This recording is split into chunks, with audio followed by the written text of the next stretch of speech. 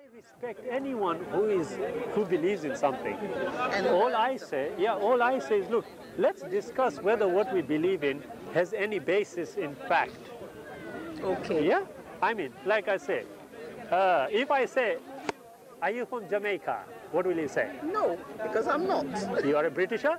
No, I'm from Ghana. Hey, my sister. I'm not from Jamaica. I'm from Malawi. He's your neighbor. Africa. I'm your neighbor. Yeah. Look, Yes. yeah? Now, I have made a presumption that you are from Jamaica. True. And you told me, what are you talking about, man? I'm not from Jamaica, I'm from Ghana. That's right. Now, a reasonable person will say, okay, fair enough. You said you are from Ghana, fine, I accept. Okay? Then I said, nah, you can't be. You are from Jamaica. Whatever you say, I'm going to say you are from Jamaica. Do you think I'm being reasonable? Of course not. I'm not, am I? Now, the same thing I was trying to Isaiah chapter 1 verse 18 is saying, come let us reason, saith the Lord. Yes. What does reason mean? Think. Yes, it's simple. Then in 1 Thessalonians 5:21, it's an independent verse. There's no context to it. It says, prove all things, hold on to that which is good.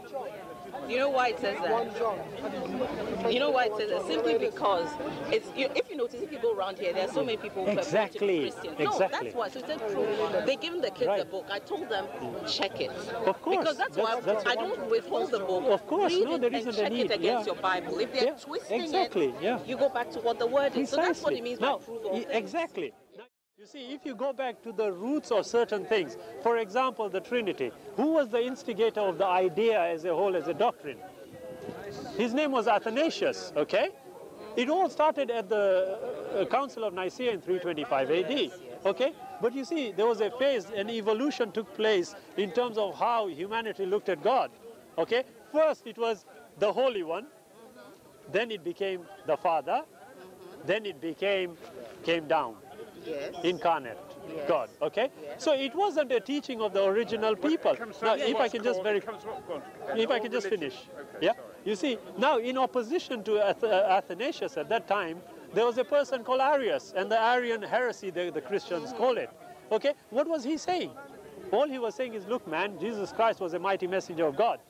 Okay? He was nothing else that you are claiming him to be. What were they claiming him to be? They were claiming him to be a part of the Trinitas. Yeah. Okay? Yeah. And here, now the amazing... Let me explain something to you. Can I just say one thing to finish?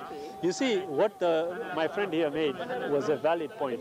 Do you know in that council, it was to determine the doctrines of Christianity, here the chairperson was a pagan. He decided for Christianity what their doctrines ought to be. Does that make sense? No, it doesn't. However, you know, out of all those 32 people who were sitting on that council, there were only 4 people who were intellectually capable. The rest were actually bought to come and sit. And how was all this decided? My sister, if I can finish now. Okay. You know how all this was decided? Our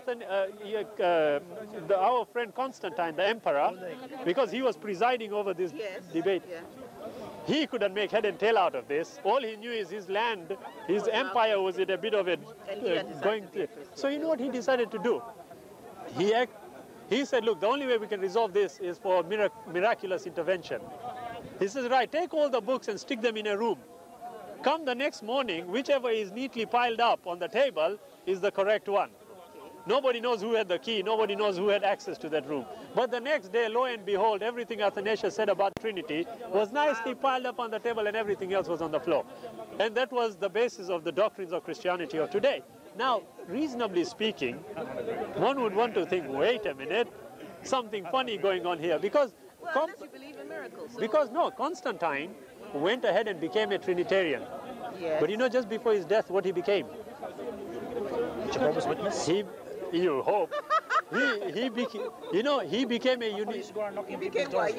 Yes, he did. He became a Unitarian. And Athanasius, the inventor of this Trinity, is on record as having said that no matter how much I try and, intellectually battle with this, I still come to the conclusion there is only one God.